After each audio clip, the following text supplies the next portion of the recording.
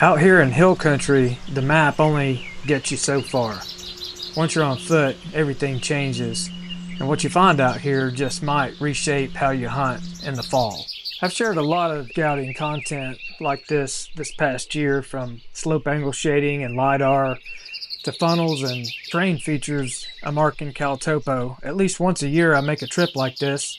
Ideally it's in January or February when the sign is fresh, but sometimes I have to go when I can, even if it's spring or summer. But this is how I verify these spots I've picked out on the map at home while e-scouting. To confirm the sign is here or not, I'm looking to connect the dots, find those puzzle pieces. I'll mark these waypoints in CalTopo while I'm here, then study them later to build my fall plan.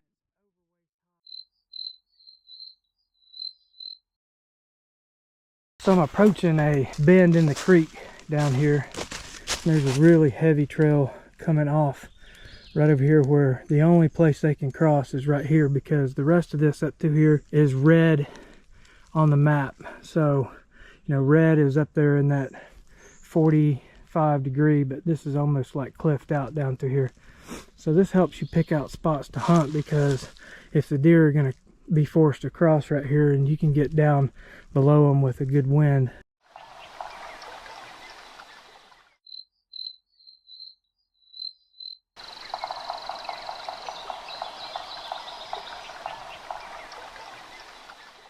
Look for these LiDAR road beds. These show up on the map really well. And then just out here, so that way, off to my west is a topo hub that I've been looking at for a little bit. And I came out here today to try to get confirmation of whether or not this buck has been coming off this topo hub in this direction, and if so, kind of where he might be going. If you find these old road beds, a lot of times the does and the young bucks will be using them, but sometimes their trail will be just off of the LiDAR road bed. So this trail runs right around through here, and it gets pretty good. You can see it quite well right down through here. And again, that LiDAR road bed's only 10 yards over here to my left. These two features get close together right here, mainly is because of this big ditch right here, or this micro drainage that comes off of here. We'll just walk down here real quick, and I'll try to show you where it gets, you know, a little bit nastier down through here. It kind of forces that deer movement right around these edges. So the does and the young bucks, their trail is right up there. The LiDAR road bed is 10 yards beyond it. But the reason I come and check the tops of these drainages, like I've been talking about in some of my videos, is because I tend to find things like this at the top of them. That's good stuff. That's a big signpost.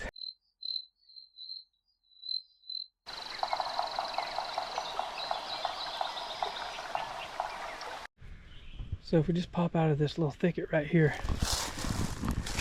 you can see the slope or the gradient is not real bad right here. Maybe a little over 5 degrees at the most, but there's a steep drop off right over here. So we got that scrape, a great big rub that goes over to the top of a pretty steep drainage, and it's going on out this main ridge here. There's a thicket here. On the other side of the thicket is a scrape. And then I was just wanting to see what the steep looked like over here. And we made a pretty good discovery. There's a bed right there. Hope you can see that. And something was laying in it, because this grass is pushed down. That's the kind of stuff we're looking for. And see, it drops off pretty steep right here, and there's another, like a military crest, that just drops off down into this bottom, and this bottom shoots on down out into a main drain. So we'll put this on the map.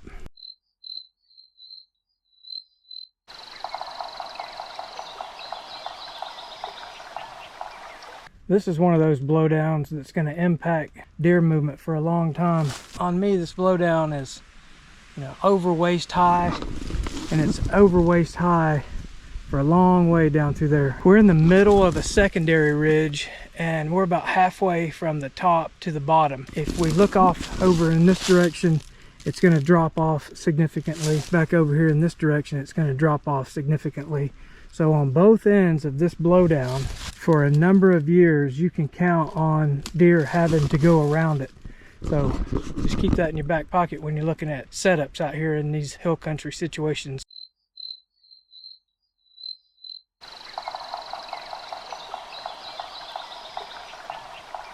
Okay, we just came up from this little saddle down here where there was a tiny scrape, and we followed this micro drain up to the top of this knob, and we found a bed down there. I didn't film it, but there was a bed down there for a north wind type bed. And usually when I find a bed and then the top of a knob or something, there's usually a scrape up here, and what we found was this really nice scrape. And this is May, so the leaves have been falling in it for quite some time, but at one time during this fall, this was torn up. And the reason why I like this scrape more than I like the last one is because this licking branch has been here for a while, and right over here, this licking branch has been here for a while. And this is the historical side of things, where this branch is now dead, so they've quit using it. But you can just see right here where this used to be the licking branches, and now the licking branches are down here. Scrape used to be here, now it's migrated down here.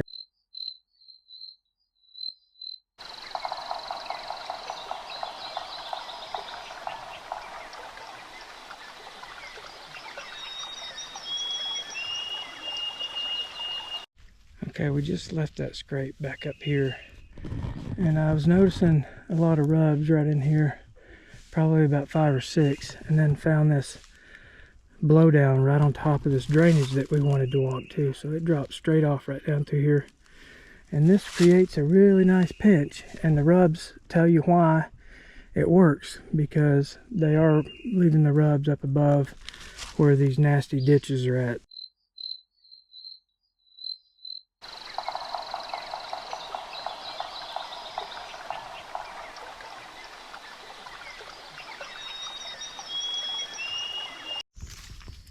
So we're looking at a cliffed out area along this creek right here.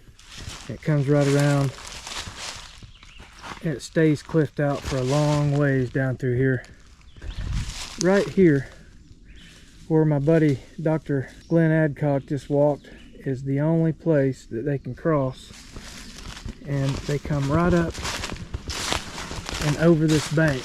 And when you look at it on the map, you can see that this little S curve right here produces the only way for the deer to get from this side of the creek, or the north side of the creek, over here to the south side of the creek and beyond where the fields are.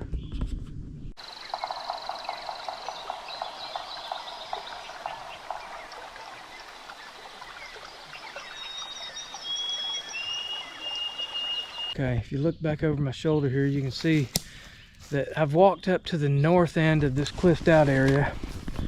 We were just at the creek crossing that was over there, but here's another spot where they can cross, because it gets pretty steep again, and you can just see the number of tracks and how big they are, which indicate at least one big buck is crossing here, and we're in May, so that's, you know, the kind of sign we want to find when we walk into this brand new thermal hub. We're going to try to put all these pieces together.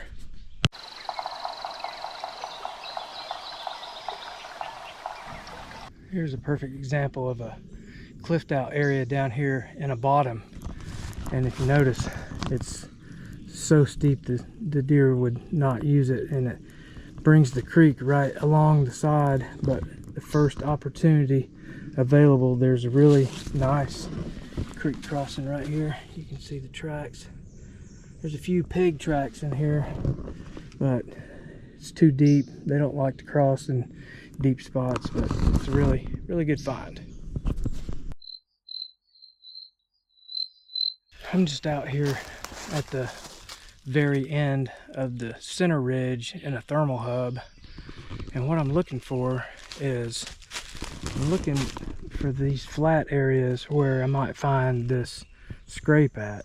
So I'm just gonna walk around in here and see if we can't find the scrape. But literally that's the middle ridge right there coming down into the thermal hub. Your side ridges are going to be, 75, probably 50 yards over that way and 50 yards over this way to where these ridges dump down. These areas, they can be a lot bigger than what you think when you're looking at your map. To be able to hunt down in here where winds can escape out the tail of the thermal hub, you need to be in here where it's tight enough for you to be able to get good setups on these bucks that are crossing or coming down these ridges.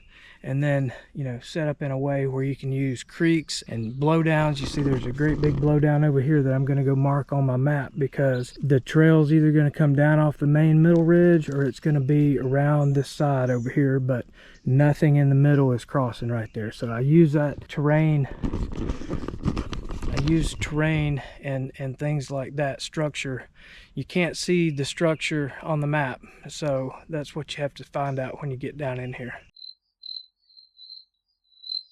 We're coming up on a pretty good scrape. I can see right up here. When I start seeing the ground with no leaves, that's usually a good sign. It usually means a good scrape. So we'll check. I want to check these licking branches to see what they look like and how many years does it look like they've been chewed on. See what we can see here. See, it's a good 5 feet, 6 feet across. You see that licking branch right there. That's the one. And then here's another one right here. And you can see the new growth of the tree trying to grow back already this year. But this is the kind of scrape you need to pay attention to, because these are the ones that have been used for year after year. Every now and then you find something in these woods that's just such a good find. Yep. Somebody hauled that all the way back in here. This would have been what one of my first tree stands looked like. And that one's waist high, so my waist is right here. That rub is right there. I need to suck my belly in a little bit so y'all can see this rub. I hope this gives you a better sense of how I connect mapping software and the digital world to the real one out here in the timber. I'll be reviewing all of these waypoints when I get home, connecting the dots, so to speak, because when October and November come around, I want to be sitting in the right place. If it helped you, give the video a like, drop me a comment, and consider subscribing. There's more hill country, e-scouting, and whitetail strategy content to come. I hope every step you take now gives you an edge come October.